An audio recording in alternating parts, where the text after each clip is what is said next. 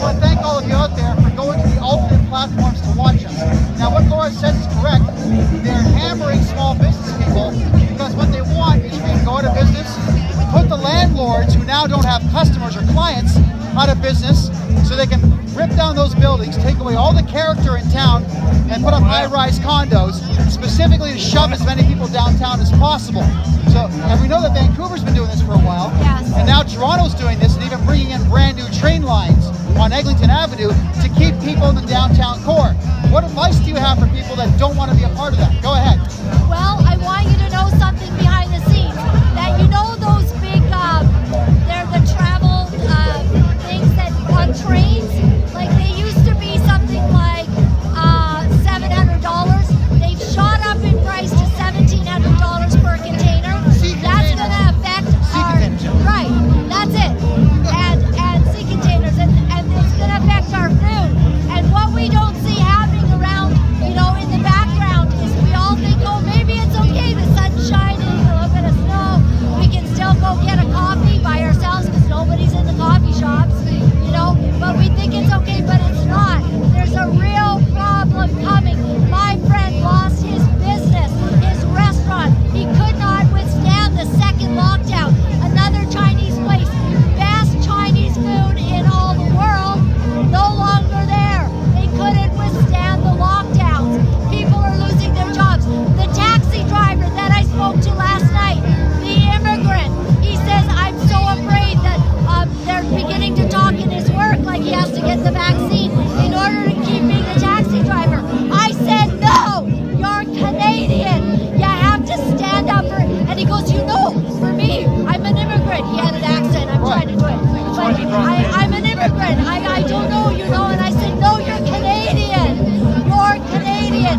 You don't have to do anything. We're free in this country. And people are so afraid. They're not standing out now. What Laura says is 100% correct. You don't work for the government, people, and the government is actually not allowed to make demands on your time. You are the ones who can profit from your own labor. But the other thing too is just because you are an immigrant to this country does not mean there's a different set of laws for you.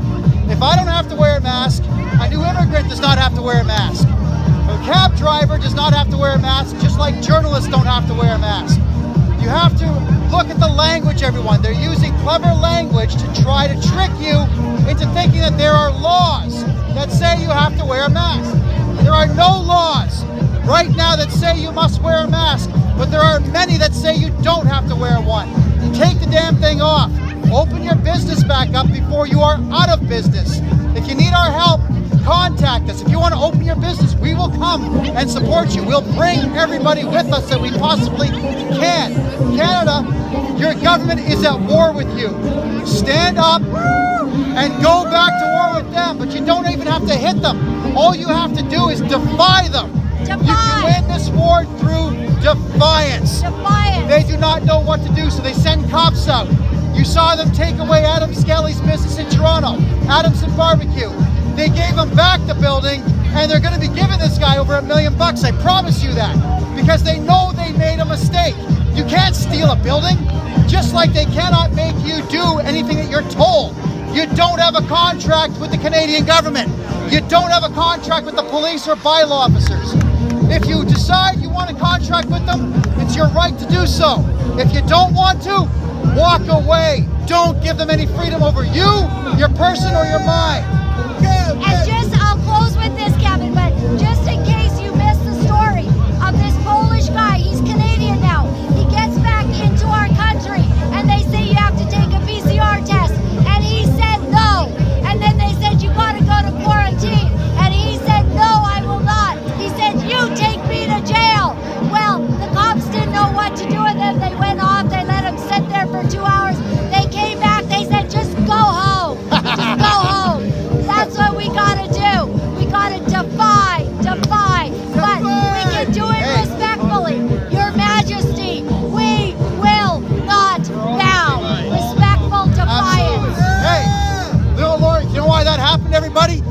Because if you look at what Justin Trudeau has written on the Canada.ca website about going to quarantine, you know what it says? that if you don't cooperate, you may get a $750,000 fine. Not you will. You may, I don't know, perhaps, could be, possibly go to jail for 6 months. Not you will. The cops let the guy go because they know that he's not going to go to jail. They know that they can't even put him into a courthouse for that. So defy everything. When you get off the plane, walk out the door and go home and be with your family. You are Canadians after all. Defy everything and enjoy life.